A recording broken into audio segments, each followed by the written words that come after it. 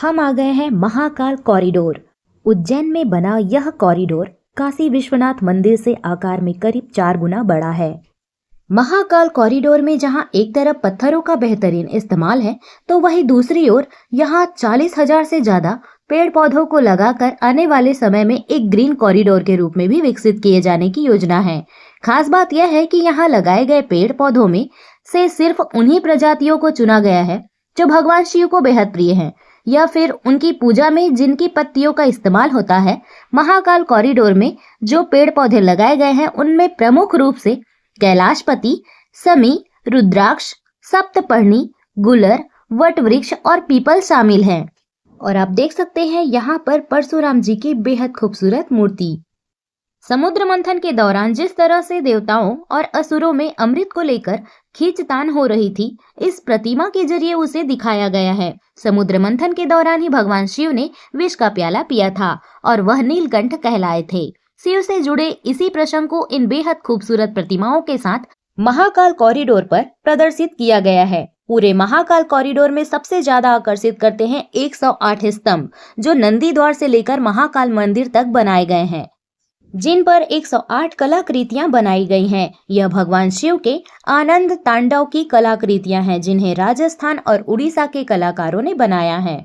पूरे महाकाल कॉरिडोर में भगवान शिव से जुड़े अलग अलग प्रसंगों को बेहद ही खूबसूरती के साथ बनाया गया है। जब आप महाकाल कॉरिडोर से होते हुए भगवान महाकाल के दर्शनों के लिए आगे बढ़ेंगे, तो आपकी नजरें प्रतिमाओं पर जाकर टिक जाएंगी, जो भगवान शिव के जीवन से जुड़े अलग अलग प्रसंगों को बताती हैं। खास बात यह है कि हर प्रतिमा के नीचे उससे जुड़े इतिहास को लिखा भी गया है, ताकि लोग इन प्रतिमाओं के जरिए भगवान शिव से जुड़े प्रसंगों को पढ़ सके। नंदी द्वार के प्रवेश के बाद ही आपको कॉरिडोर में कमल लोक नजर आएगा, जिसके बीचों बीच शिव जी ध्यान मुद्रा में दिखाई देंगे और 4 अलग अलग दिशाओं में 4 सिंह की मूर्ति भी लगाई गई है। फव्वारे और इस कमल कुंड की खूबसूरती रात की रोशनी में देखते ही बनती है। दरअसल माना जाता है कि महाकाल वन के वक्त इसी स्थान पर कमल खिला करते थे। यही वजह है कि इस स्थान पर कमल को तैयार कर शिव को ध्यान मुद्रा में मूर्त रूप में दिखाया गया है। इसके ठीक सामने शिवपुत्र गणेश और विपरीत दिशा में त्रिशूल और रुद्राक्ष की मूर्ति नजर आएगी। अहमदाबाद के साबरमती रिवर फ्रंट की तरह महाकाल कॉरिडोर के पास स्थित रुद्र सागर को विकसित कर यह एक बेहद भव्य रुद्र सागर लेक फ्रंट तैयार किया गया है।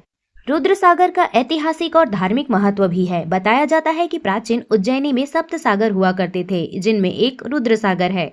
समय के साथ रखरखाव के अभाव में 7 सागरों में से ज्यादातर तो सूख गए या गायब हो गए, लेकिन रुद्र सागर का महत्व इसीलिए बड़ा है क्योंकि यह महाकाल मंदिर से सटा हुआ है। कहा जाता है कि इसी रुद्र सागर का जल धरती से होता हुआ महाकाल मंदिर के भीतर बने कोटि तीर्थ कुंड में जाकर मिलता है। इसी कोटि तीर्थ कुंड के जल से भगवान महाकाल का अभिषेक किया जाता है।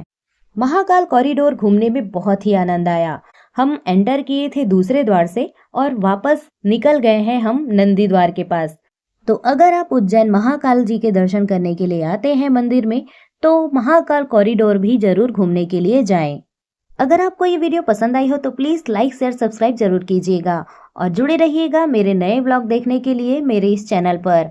और कमेंट बॉक्स में जय महाकाल जरूर लिखिएगा। जय महाकाल।